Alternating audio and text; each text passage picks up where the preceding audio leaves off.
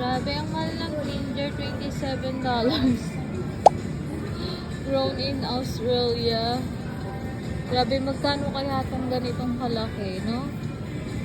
Ang mahal, diba? Grabe, last na bili namin sa Pilipinas, dun sa probinsya namin, sa Tarlac. Nasa ano yata ito eh. 40 kilo, parang ganun. 40. Tingnan natin kung magkano to. Tingnan natin kung magkano tong luya na to sa counter. Minsan naglulugaw ako eh, tapos ginagamit ko to.